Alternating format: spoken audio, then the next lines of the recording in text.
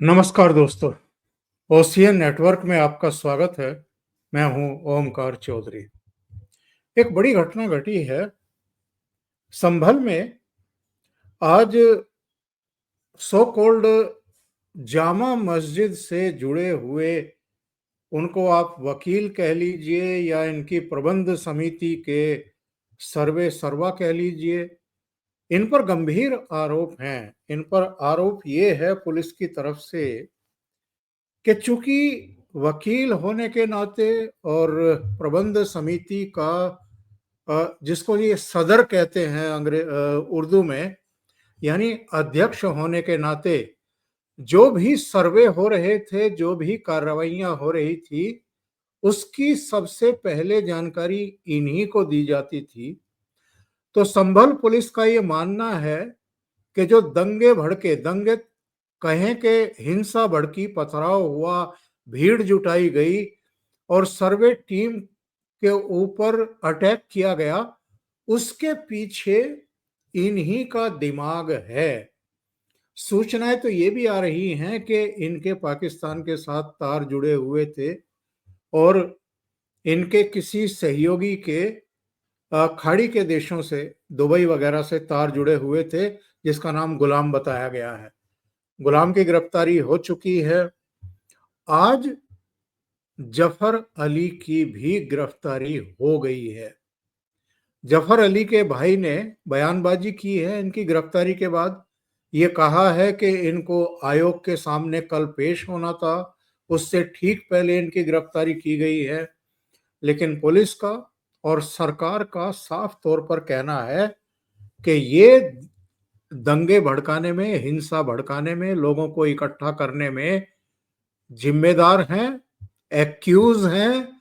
SIT जांच पड़ताल कर रही थी, एसआईटी ने इनको जिम्मेदार माना है, इसलिए इनकी गिरफ्तारी हुई है।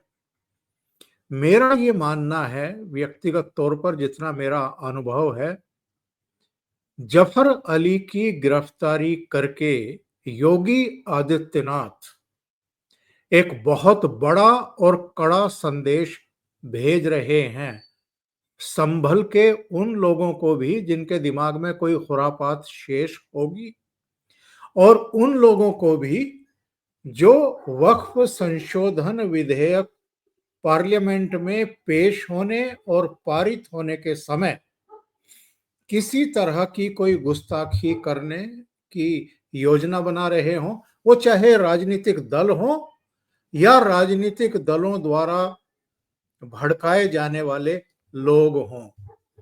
उनको एक मैसेज है जफर अली की गिरफ्तारी के जरिए कि ना तो हम अब तक जितनी कार्रवाइयां संभल में हुई हैं उससे पीछे हटने वाले हैं, ना हम किसी तरह से डरने वाले हैं तुम्हारे पत्थरों से, तुम्हारी गोलबंदी से, और आगे भी हम इसी तरह की कड़ी कार्रवाई करेंगे। अगर किसी ने सिर उठाया, शांति भंग करने की कोशिश की, कानून हाथ में लेने की कोशिश की। कुछ और विषय हैं, उन पर भी चर्चा करेंगे। मेरे साथ सीधे जुड़ रहे हैं लखनऊ से वीरेंद्र नाथ भट्ट साहब, और उन्हीं से चर्चा को क्यों ना आगे बढ़ाया जाए। वीरेंद्र जी, जी, बहुत नमस्कार। स्वागत है। नमस्कार वीरेंद्र जी। जफर अली की गिरफ्तारी के कोई संदेश आप देख रहे हैं क्या? देखिए, ये तो एडमिनिस्ट्रेटिव कार्रवाई है और इनको लगातार सम्मन भेजे जा रहे थे और ये कई सम्मन में कोर्ट के पेश नहीं हुए थे और चूँकि आपको याद है 24 नवंबर को पत्थरबाजी हुई थी, उसमें 5 लोगों की मौत हुई थी और जिसमें दावा किया गया था कि वो पुलिस की गोली से मारे गए हैं, जबकि वो पोस्टमार्टम रिपोर्ट में साफ साबित हो गया कि उसमें पुलिस की गोली नहीं थी, वो उनका आपसी झगड़ा था, उसमें वो लोग मारे गए। वो अलग बात है कि समाजवादी पार्टी ने तुरंत जो है प प प्रत्येक 5 लोगों के परिवार को 5-5 लाख रुपए की सहायता पहुँचाई। तो ये तो स्पष्ट हो गया कि और जिस इलाके में तनाव है, सामुदायिक तनाव है और बल्कि इसको सामुदायिक कहना गलत होगा क्योंकि इस विवाद में हिंदू तो है ही नहीं। ये विवाद तो मुसलमानों के बीच में और पुलिस के बीच में है। तो चूँकि यहाँ हिंसा हो चुकी है और रमज़ान का महीना चल रहा है और और अगले हफ्ते फ्राइडे को रमज़ान के महीने का आखिरी शुक्रवार है, आखिरी जुमा है, जिसमें बहुत बड़ी भीड़ बढ़ती है और 30 या 31 को ईद हो सकती है। तो इस सब को देखते हुए शांति भंग की आशंकाओं को देखते हुए और कोर्ट के सम्मन को ये जो है ये ऑनर नहीं कर रहे थे, इसलिए इनकी गिरफ्तारी हुई है। लेकिन यहाँ पे एक बात ये कहना आवश्यक है कि ये बहुत लंबी लड़ाई है, क्योंकि जो हम लोग हर बात में मुसलमानों को लपेट लेते हैं, सारे मुसलमानों को। 90% मुसलमानों का हिंसा से मतलब नहीं होता है, केवल जो मुसलमानों का एक छोटा-सा वर्ग है, अशराफिया, अपर कास्ट, शेख सैयद तुर्क पठान, ये जितने सैयद हैं, वो सैयद सालार मसूद गाजी वो जिसका नेज़े का मेला रोका गया है संभल में, अमरोहा में और अब जो है डिमांड हो रही कि बहराइच में रोका जाए। तो ये जो सैयद हैं, जो इनके अपर कास्ट हैं, चाहे वो अलीगढ़ मुस्लिम यूनिवर्सिटी के संस्थापक हो सैयद, इनका इस्लाम सदैव खतरे में रहता है। और ये जो अशराफिया हैं, अपर कास्ट हैं, जो एलीट हैं, जो जो मुसलमानों का अभिजात्य वर्ग है, ये आबादी का 10% से कम है। और और और जो वहाँ के सांसद हैं जियाउर रहमान बर्क, वो भी तुर्क हैं। और वहाँ पे जो नया सामाजिक टेंशन पैदा हुआ है, जो नया सामाजिक तनाव पैदा हुआ है मुसलमानों में, वो है कुंदरकी का विधानसभा का उपचुनाव। और आपको आपको ध्यान हो कि कुंदरकी विधानसभा का चुनाव संभल में घटना हिंसा की 24 नवंबर को हुई थी। उसके पहले वो उपचुनाव हो गया था और वहाँ के राजपूत मुसलमानों ने बीजेपी के हिंदू राजपूत कैंडिडेट को वोट दिया और उनका ये विरोध था कि हमेशा समाजवादी पार्टी यहाँ से तुर्क मुसलमान को ही उम्मीदवार बनाती है, हमारे समाज से नहीं बनाती। तो जो मुसलमानों में जो फूट हुई है कुंदरकी में, उसके चलते जो जो इनकी गुटबाजी थी यानी और जो राजपूत वहाँ पठान कहलाते हैं, तो पठानों में, तुर्कों में जो सामाजिक तनाव था, उसके चलते हिंसा हुई है 24 नवंबर को। उनमें आपस में मार हुई है कि भाई और जिसको बोलते हैं कॉम्पिटिटिव रेडिकलिज्म, दोनों में एक-दूसरे अपने को एक दूसरे से ज़्यादा कट्टर साबित करने की और मुसलमानों का नेतृत्व हासिल करने की होड़ थी। अभी पिछले वर्ष अगस्त में विधानसभा में 1980 का जो दंगा था मुरादाबाद का, उसकी रिपोर्ट टेबल हुई है। 1980 के दंगों के जांच आयोग की रिपोर्ट में भी यही कहा गया है कि मुसलमानों के 2 गुटों में मुस्लिम नेतृत्व को लेके होड़ थी, इसलिए वो दंगा हुआ था। आते हैं संभल पर। तो संभल में जो हो रहा है, मुख्यमंत्री योगी आदित्यनाथ ने अभी बजट सत्र में बहुत साफ कहा है विधानसभा में, जो हमारा है वो हमको मिलना चाहिए। हमें किसी का हक अधिकार नहीं छीनना है। संभल में 68 तीर्थ स्थान हैं। 68 में 54 जो है खोज लिए गए हैं। 19 कूप हैं। इन सबका विकास हो रहा है और इन सबको डेवलप किया जा रहा है। इन पे अवैध कब्जे हटाए जा रहे हैं। इनमें सफाई की जा रही है। संभल में परिक्रमा मार्ग बन रहा है और संभल को एक महत्वपूर्ण तीर्थ के रूप में विकसित किया जा रहा है। और मेरा मानना है कि इस साल के अंत तक संभल की तस्वीर बहुत साफ उभर आएगी। वो एक पश्चिम उत्तर प्रदेश का एक बहुत महत्वपूर्ण तीर्थ स्थान बन के वो उभरेगा। और संभल शहर के टाउन के पास ही जो कल्कि अवतार का जो मंदिर है आचार्य प्रमोद कृष्णन का, आपको मालूम ही है कि पिछले वर्ष फरवरी में प्राइम मिनिस्टर संभल गए थे और उस मंदिर की आधारशिला रख करके आए हैं, तो उसका निर्माण कार्य चल ही रहा है। तो वो भी जो है अगले 2 सालों में पूरा हो जाएगा। तो जिस तरीके से मुस्लिम का जो कंट्रोल है, जो दावा है संभल पे लगातार कमज़ोर हो रहा है। इलाहाबाद हाई कोर्ट ये कह ही चुकी है कि संभल की मस्जिद जामा मस्जिद नहीं है, वो एक डिस्प्यूटेड स्ट्रक्चर है, वो एक विवादित ढाँचा है। तो इससे भी और दूसरी समस्या ये बनी हुई है कि कोर्ट के सामने ये बात आनी अभी शेष है कि जामा मस्जिद की राइटफुल केयरटेकर मस्जिद कमेटी नहीं है। वो प्रॉपर्टी 1920 से एएसआई की संपत्ति है। एएसआई उसकी कस्टोडियन है, चूँकि एंशिएंट मॉन्यूमेंट एक्ट के तहत वो प्रॉपर्टी एएसआई की देखरेख में है। तो अब कोर्ट के सामने सवाल ये उठेगा कि जब एएसआई के रेख में प्रॉपर्टी है, तो किस आधार पे जामा मस्जिद ये मैनेजमेंट कमेटी इसको लीगली रिप्रेजेंट कर रही है।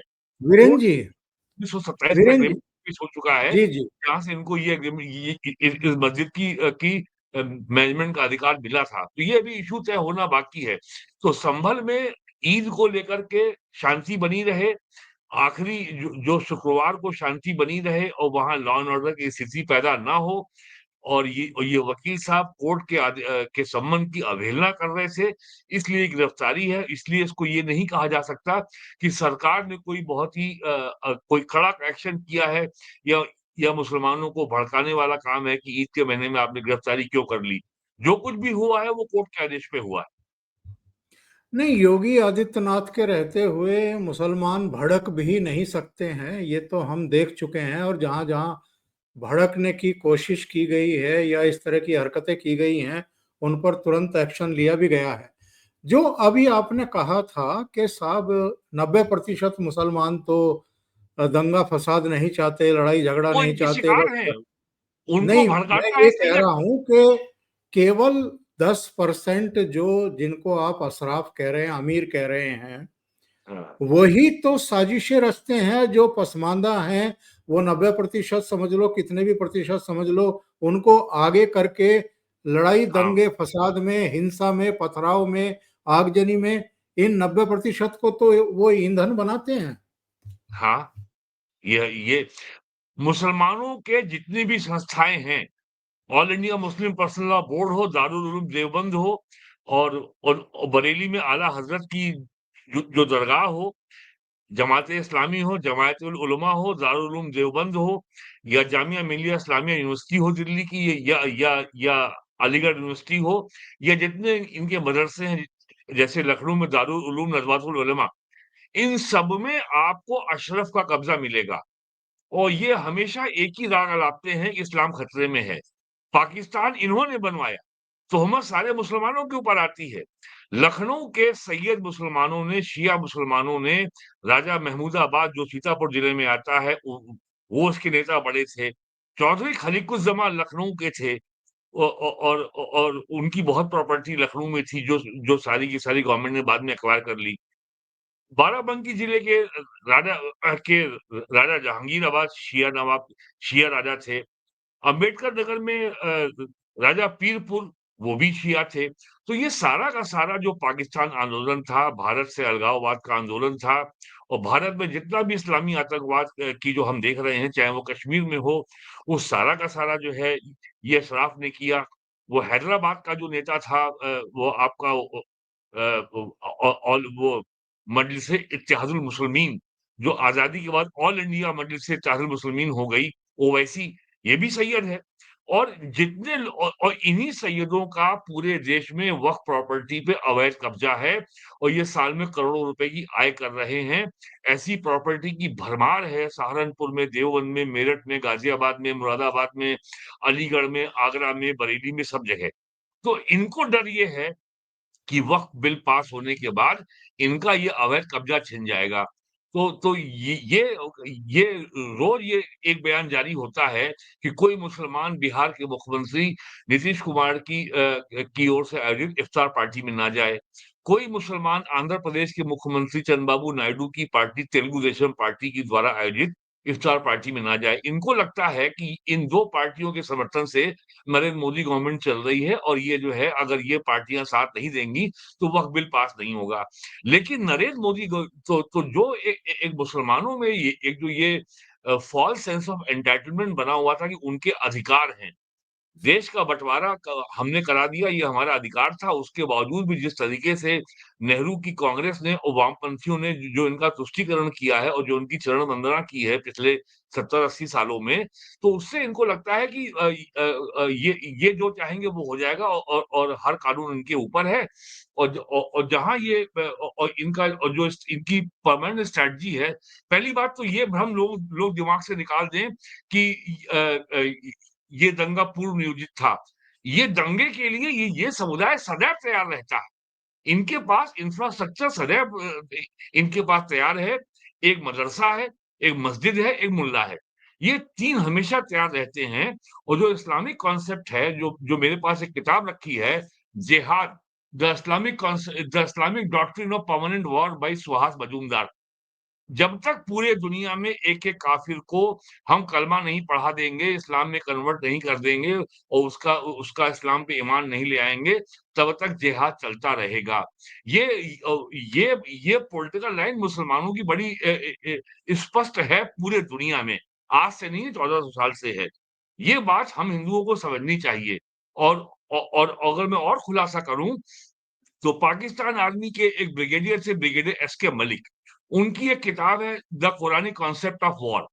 इस किताब का हिंदी ट्रांसलेशन जयपुर डायलॉग की वेबसाइट में बुक कॉलम में मौजूद है। कोई जाके पढ़ सकता है। और एक जो हमास है, जो आपके गाज़ा में जो लड़ रहा है फिलिस्तीन के लिए इज़राइल की आर्मी से, हमास की जो जो डॉक्ट्रिन है, जो हमास का सिद्धांत है, वो भी वेबसाइट पे मौजूद है।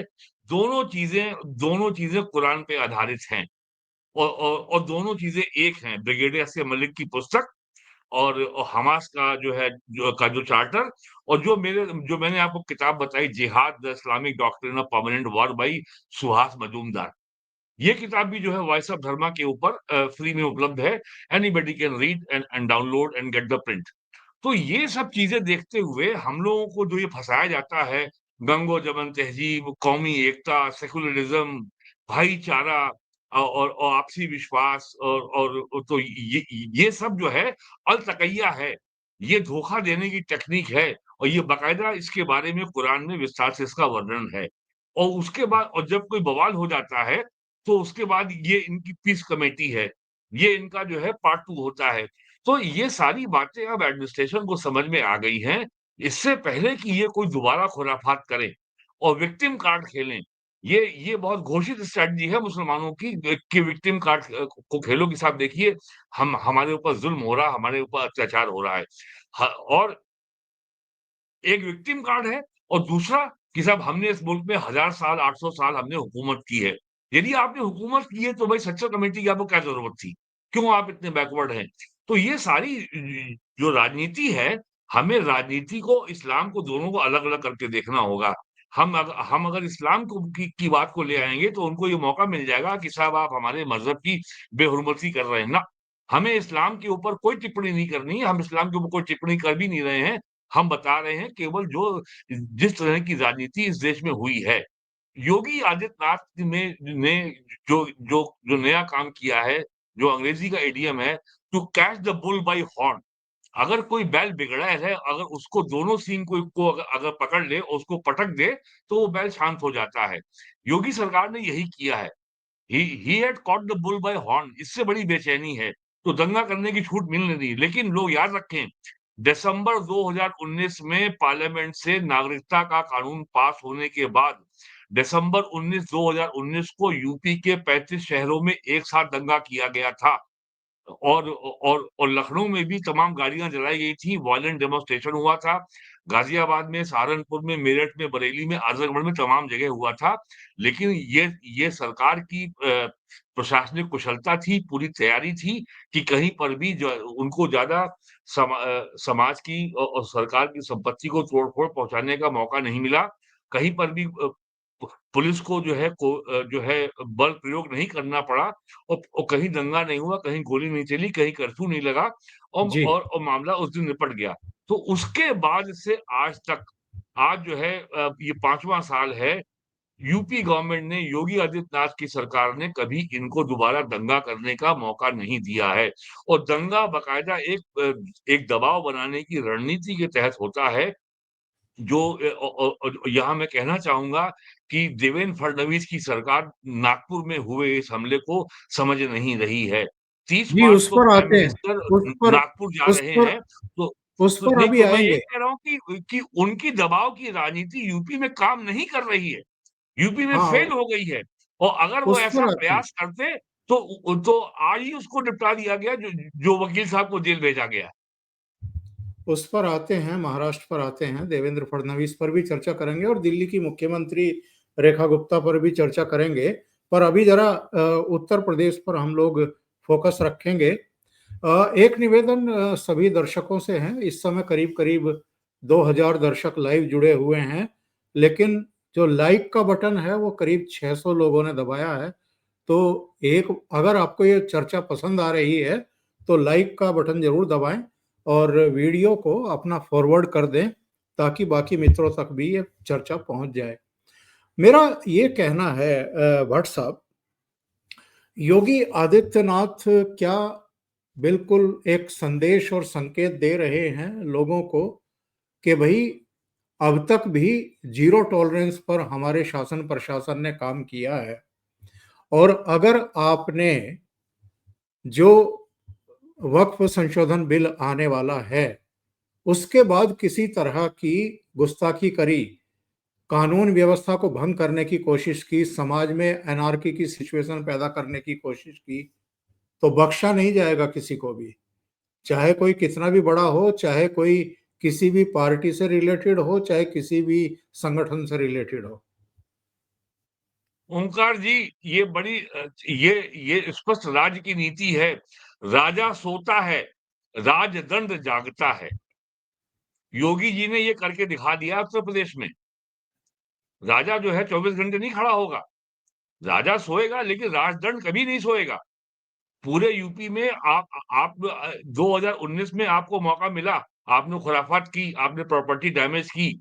उसके बाद यूपी गवर्नमेंट ने डैमेजेस रिकवरी बिल पास किया असेंबली से, वो कानून है। और उसके बाद करोड़ों रुपए के डैमेजेस के क्लेम उनके ऊपर थोपे गए और लोगों ने पैसा अदा किया। तो डैमेजेस कंट्रोल रिकवरी कानून यूपी में लागू है। अगर आप केवल सरकार की ओर दबाव बनाने के लिए, सरकार से अपनी नाजायज अवैध मांगों को मनवाने के लिए सरकार के ऊपर दबाव बनाएंगे, तो सरकार को के पास कानूनी शक्तियां हैं कि इस तरह की ब्लैकमेलिंग से कैसे निपटा जाए। आपको शिकायत है, आपके पास फोरम है, सरकार से आइए, मिलिए, बात करिए, कोर्ट में जाइए और अपनी बात कहिए। 24 नवंबर को हिंसा करने का संभल में क्या अधिकार था? संभल में जो भी सर्वे हो रहा था वो चंदौसी के कोर्ट के आदेश के तहत हो रहा था। वो जो है कोई सरकार का निर्णय नहीं था। अगर कोर्ट का आदेश है तो उसको पुलिस की सुरक्षा उपलब्ध कराना सरकार का संवैधानिक दायित्व है। और एक बात कही जाती है कि एक एक ब्रिटेन का पर्वतारोही था। वो सन 40 या 45 में आया था भारत। और वो माउंट एवरेस्ट पे चढ़ना चाह रहा था और लेकिन चढ़ नहीं पा रहा था। तो उससे लोगों ने पूछा कि जब तुम इस पर्वत पे क्यों चढ़ना चाहते हो? तो उसने कहा बिकॉज़ इट इज़ देयर, क्योंकि सामने पर्वत है। यही समस्या मुसलमानों की है। उनकी समस्या ये है कि भाई हमने यहाँ 1000 साल राज किया, कैसे आज हम यहाँ नंबर 2 के लोग के नागरिक बने हुए हैं?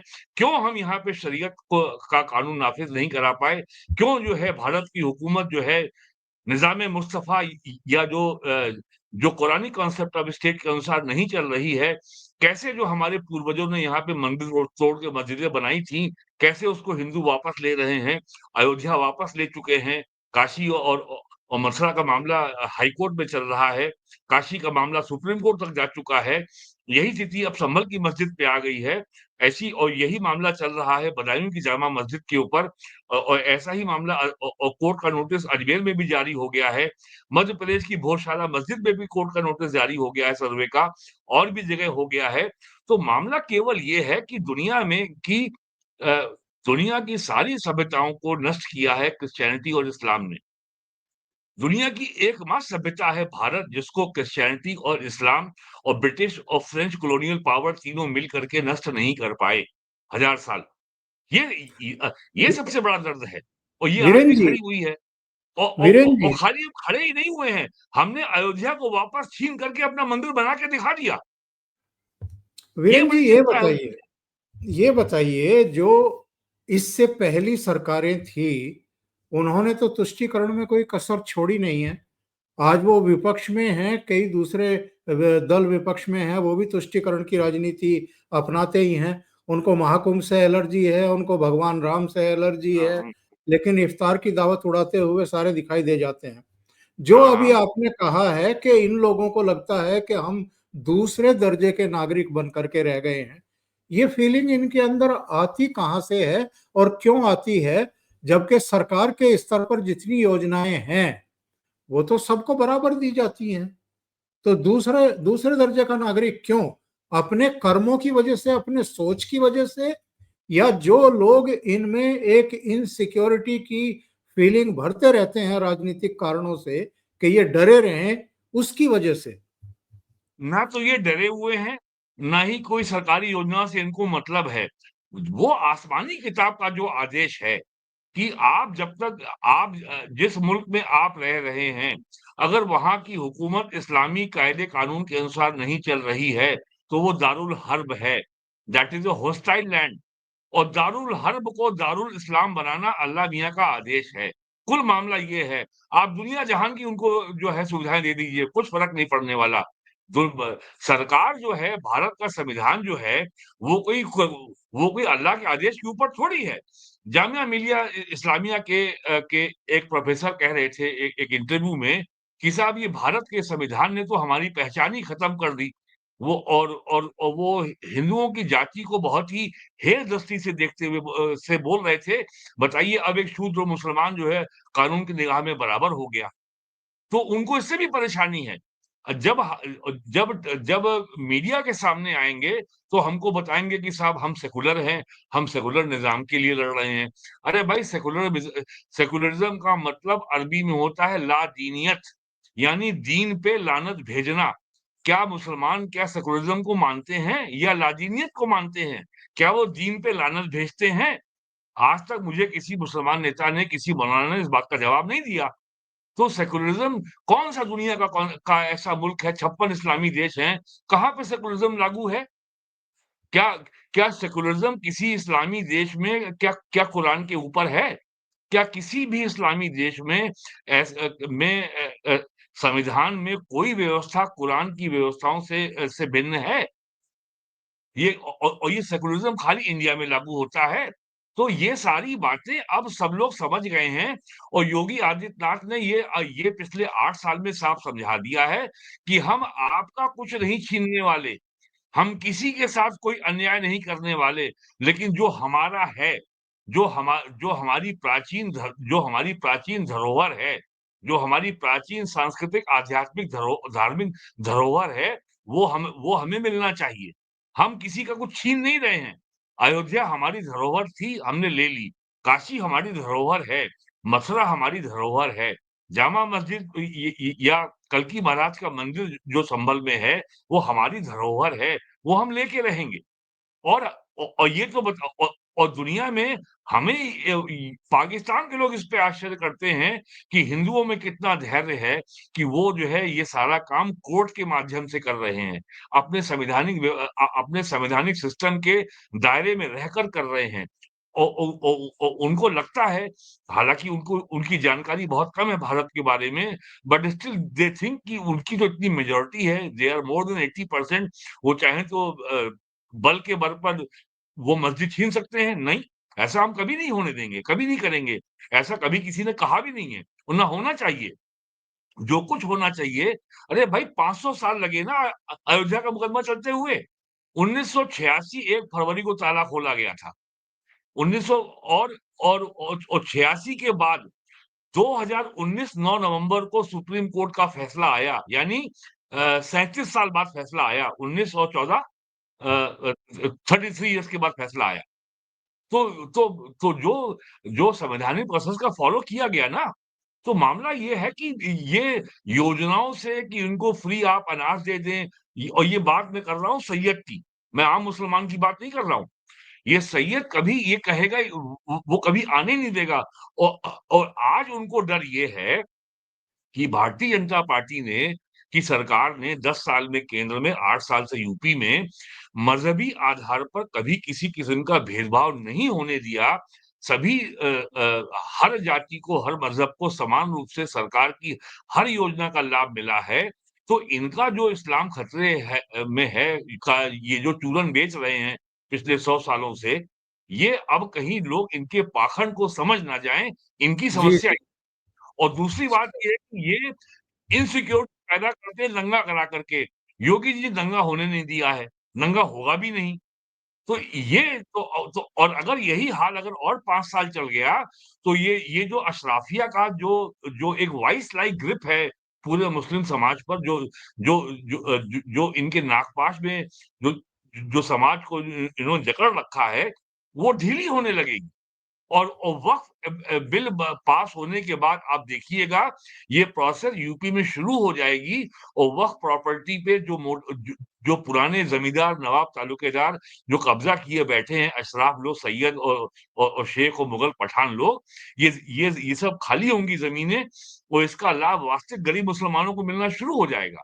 ये चिंता है इनकी। जी, जी, जी, जी।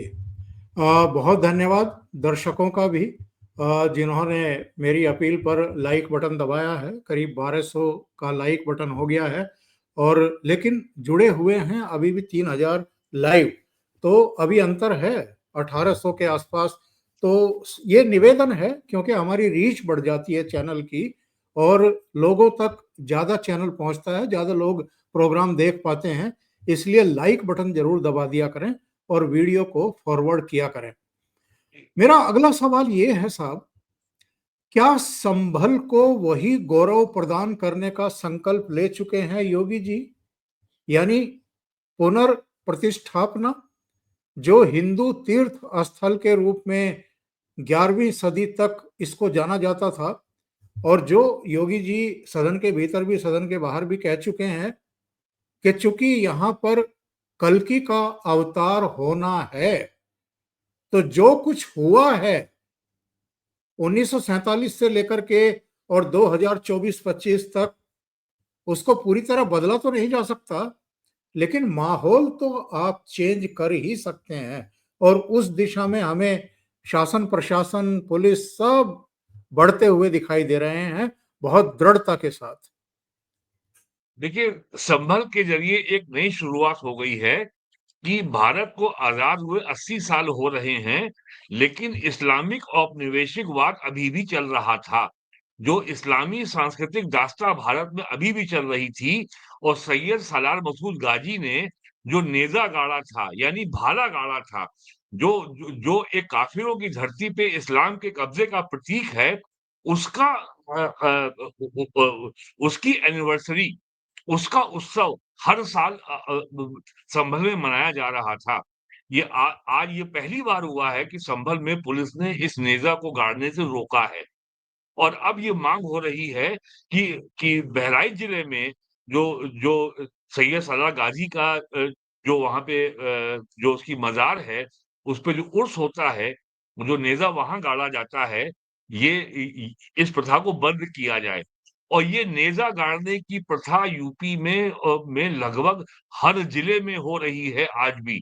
औ और बाकी राज्यों में भी हो रही है, बंगाल में भी है, बिहार में भी है, झारखंड में भी है, असम में भी है और दक्षिण भारत के राज्यों में भी है, कर्नाटक में, तेलंगाना में, आंध्र प्रदेश में।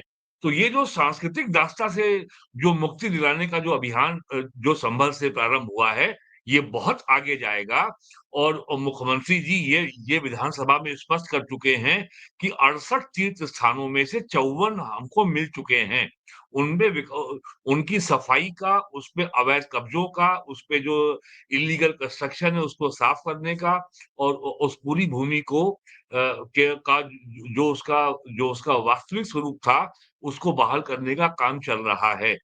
जब ये काम पूरा हो जाएगा और जब वहाँ पे परिक्रमा मार्ग बन के तैयार हो जाएगा, जब 19 कूप हैं, जब वो साफ हो जाएँगे और औ और उनमें भी जो है जो कुओं में जो भिन्न-भिन्न त्योहारों में जो पूजा होती है, वो कार्य प्रारंभ हो जाएगा।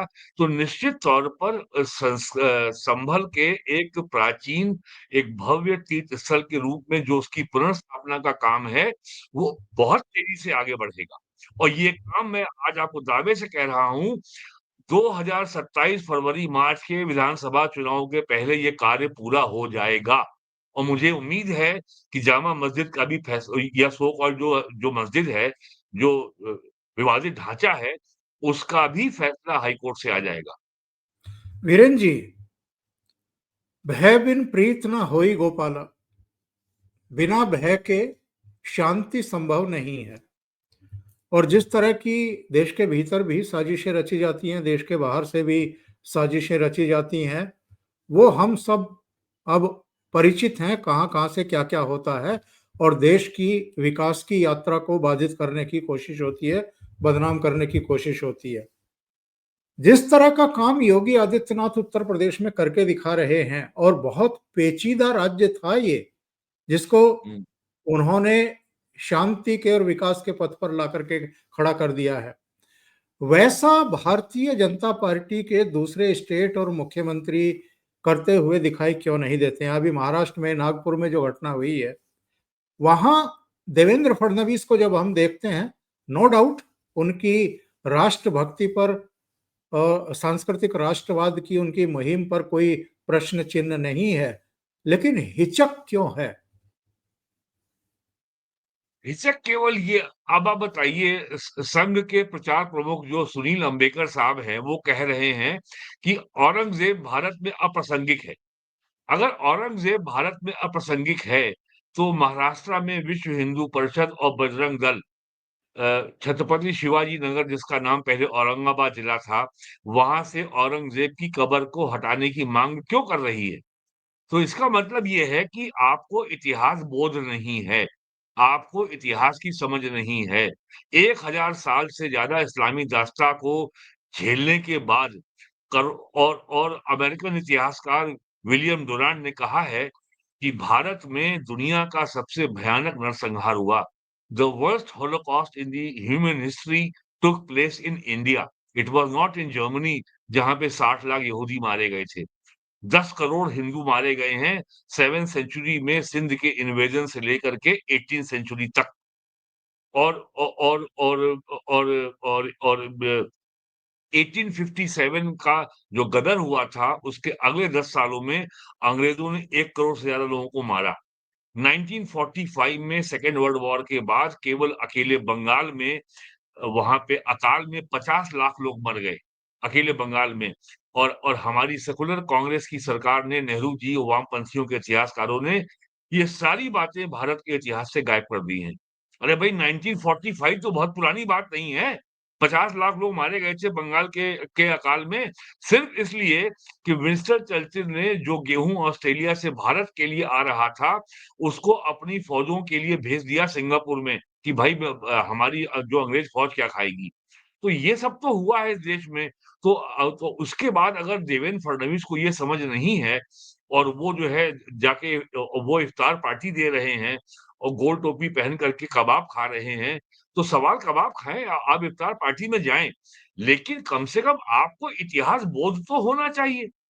और आपको और आपको ये समझना चाहिए कि छत्रपति शिवाजी ने कैसे लड़ाई लड़ी, संभाजी के संग औरंगज़ेब ने कैसी यातनाएँ दी, किन परिस्थितियों में और कितनी भयानक मौत दी उसको, संभाजी को औरंगज़ेब के द्वारा। ये भी याद रखना चाहिए कि छत्रपति शिवाजी को मराठों को दबाने के लिए औरंगज़ेब 27 साल जो है दक्कन में पड़ा रहा, यानी दक्कन जिसे बोलते हैं, जो आज का महाराष्ट्र है, वो इलाका दक्कन कहलाता है। वो आगरा छोड़ करके, दिल्ली छोड़ करके 27 साल पड़ा रहा वहाँ पे। तो इतना इतिहास बोध तो होना चाहिए ना। और जो आपका संविधान है, जो आपको बताता है कि हिंदू-मुस्लिम भाई-भाई हैं, आपने हर ट्रक के पीछे लिख दिया, और आपने बता दी और आपको बताया गया गंगो-जमुन तहज़ीब है। अरे भाई, ज़रा एक बात सुन लो कि सुबह नमाज़ जो है, दिन में 5 बार अज़ान होती है। कोई नहीं है अल्लाह के सिवा। वो 5 बार दिन में आपको ये बताते हैं कि उम, मुसलमान आपके अस्तित्व को स्वीकार नहीं करता। ये दिन में 5 बार बात रोज़ कही जा रही है 1400 साल से। उसके बावजूद भी आप ढूँढ रहे हैं भाईचारा। भाई, बैठ के बात कर लीजिए। आइए स्टैंड लीजिए कि भाई ये आपकी अज़ान है। क्या वो तो और हम क्या अर्थ निकालें? तो वो तो इत सबको सबको तो काफिर मानते हैं, वो तो सबको काफिर प्रशासन मान। को चलाने के लिए भारत में इतिहास बोध बहुत ज़रूरी है। अयोध्या का आंदोलन शुरू हुआ था 1982 में, आज 40 साल से ऊपर हो गया है। अगर अभी भी यहाँ के नेताओं को ये समझ में नहीं आया है, तो आगे कष्ट झेलने को तैयार रहें। ये दूसरे मुद्दे को सेटल वीरेन जी करें। दूसरे वीरेन जी, ठीक है, दिल्ली में सत्ता परिवर्तन हो गया है, केजरीवाल सत्ता से बाहर हो गए हैं अल्टीमेटली इतने सालों बाद, और भारतीय जनता पार्टी की सरकार बन गई है, और एक महिला को मुख्यमंत्री बनाया है, जो डूसू की प्रेसिडेंट भी रही, छात्र विंग की सभासद भी रही, पहली बार जीती हैं और उनको मुख्यमंत्री बनाया गया। एक अच्छा मैसेज देने की कोशिश की गई। लेकिन अभी हाल के जो रेखा गुप्ता के बयान हैं, उन्होंने तो बहुत निराश किया है लोगों को। वो दिवाली में अली ढूंढ रही हैं, रमजान में राम को ढूंढ रही हैं। समझ की कमी है या सेक्युलर का कीड़ा उनके दिमाग में भी है? इतिहास बोध की कमी है और इतिहास को जानने की जिज्ञासा नहीं है। एक कांग्रेस के मुख्यमंत्री थे यूपी में आज से 35 साल पहले। वो ये कहते थे कि जब नेता सत्ता में होता है, तब यथार्थ रंगीन दिखाई पड़ता है। तो रेखा गुप्ता को अभी सत्ता में आए हुए 1 महीना ही हुआ है और उनका यथार्थ कुछ ज़्यादा ही रंगीन हो गया है। और अभी उनको याद होना चाहिए कि 20 फरवरी को फरवरी 2020 में दिल्ली में कैसे दंगे हुए थे और कैसे अंकित शर्मा की जो है काट के हत्या की गई थी और किस तरीके से ताहिर हुसैन जो आम आदमी पार्टी का सभासद था, उसने कैसे घर के ऊपर गुलेल लगा करके हिंदुओं के घर में पेट्रोल बम फेंके थे और कैसे उसने जो है लोगों की हत्याएँ की थी और जो है आग लगाई थी। उस ताहिर हुसैन को जो है हमारी सुप्रीम कोर्ट ने इलेक्शन के समय कैंपेन करने का परमिशन दी थी कि आप जेल से निकलेंगे, शाम को जेल लौट आएँगे।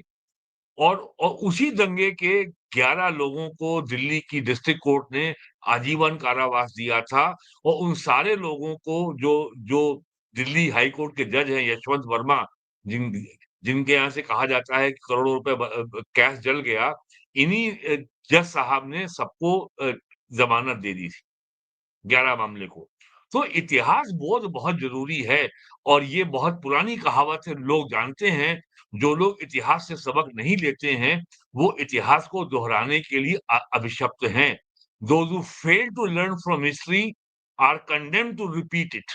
ये बहुत पुरानी कहावत है, ये बहुत लोगों ने सुनी होगी, मैं कोई नई बात नहीं कह रहा हूँ। तो इतिहास से सबक लेना बहुत ज़रूरी है। यहूदियों ने इतिहास से सबक लिया है, तभी उनका देश इतने चारों ओर से दुश्मनों से घिरा हुआ है। 1948 से वो आज तक न केवल कायम है, उसने अपना एरिया आकार भी बढ़ाया है और यहूदी जाति की रक्षा की है। इस यहूदी जाति ने 2000 साल तक जो है नरसंहार झेला है। 2000 साल तक जेनोसाइड झेला है। क्रिश्चियनिटी के आने के पहले से ऊपर जो है इनका सोलोमन टेम्पल जो है यरूशलेम में, जिसके ऊपर अल अक्सा मस्जिद बनी हुई है, वो यहूदियों का टेम्पल था। तो इतिहास बोध होना चाहिए। इतिहास बोध के अनुसार आप ये निर्णय करें कि केवल आप नहीं हैं, आपके बाद आने वाली पीढ़ी भी है, आपके बेटे हैं, आपके और नेक्स्ट जनरेशन है। उनके लिए कैसा देश आप छोड़ के जा रहे हैं। आई एम नॉट सेइंग कि हमें we should be live in a permanent state of war. हमें युद्ध की अवस्था में सदैव नहीं रहना है। हमें मुद्दे को रिज़ॉल्व करना है और एक ऐसा मैकेनिज़्म डेवलप करना है कि जितने भी जो विरासत के इश्यू हैं, जो घाव हमें इतिहास ने दिए हैं, हम उन्हें कैसे भर सकते हैं। लेकिन अगर आप ये कहेंगे कि हिंदू नफ़रत फैलाता है, हिंदू दंगा करता है, हिंदू मुसलमानों के खिलाफ है और राहुल गांधी की बातों पे विश्वास करेंगे, अखिलेश यादव की बात पे विश्वास करेंगे, तो भी समस्या होगी। या जो रामजी लाल सुमन जो समाजवादी पार्टी के राज्यसभा एमपी हैं, वो राणा सांगा को कल परसों राज्यसभा में गद्दार बता रहे थे। ये पता नहीं कहाँ का इतिहास वो ले आए। तो ये और जिस तरीके से लगातार पिछले 10 सालों से सनातन धर्म के प्रतीकों पर, मान्यताओं पर, आस्था पर जिस तरीके से पे हमले हो रहे हैं, डीएमके है, लालू यादव की पार्टी है, समाजवादी पार्टी है, कांग्रेस के अध्यक्ष जो है मल्लिकार्जुन खड़गे हैं, वो जाके इफ्तार पार्टी में जाकर के तो बहुत मज़े से कबाब खाते हैं, लेकिन यहाँ कहते हैं कि क्या कुंभ मेले में नहाने से क्या रोज़गार मिल जाएगा? अरे भाई कुंभ मेले से 4 लाख करोड़ रुपए का बिज़नेस जनरेट हुआ है। कुंभ मेले उस काशी में जनवरी-फरवरी में इतने लोग आए, जहाँ एक दिन में 250 ट्रक दाल और चावल आता था, वो सप्लाई बढ़ के 1000 ट्रक पर डे हो गई। ये मामूली इकोनॉमिक्स है। $36 बिलियन का बिज़नेस जनरेट हुआ है केवल कुंभ मेले से। ज़रा 85 या 86 रुपए का आज का $1 है जरा $36 बिलियन से इसको कैलकुलेट कर लीजिए कि इकोनॉमी में कितनी वैल्यू जनरेट हुई है कुंभ मेले से। ये पता और उनको ये पता होगा कि अयोध्या में राम मंदिर ने अब तक 400 करोड़ रुपए का अधिक का टैक्स दिया है। और ये बिल्कुल, भी बता दें और ये भी और कोई सेकुलर विद्वान अगर हो, ज़रा ये भी बता दें कि किस मस्जिद ने, किस दरगाह ने और किस चर्च ने कितना टैक्स दिया है? बहुत-बहुत धन्यवाद वीरेंद्र नाथ भट्ट साहब, इस सेशन से जुड़ने के लिए। और कुछ मित्रों के सुझाव हैं, ये जेबी-जेपी के साथ प्रश्न उत्तर का सेशन भी करिए, तो कोशिश करेंगे अगले एपिसोड में कि जब जी, भी हमें बिल्कुल ठीक मौका है। मिलेगा, तो हम लोग ज़रूर हुँ, आपके प्रश्नों के जवाब देंगे। भट्ट साहब, बहुत-बहुत धन्यवाद जुड़ने के लिए, और सभी दर्शकों का भी फिर से बहुत धन्यवाद। शुभ रात्रि। नमस्कार। Thank you so much. नमस्कार।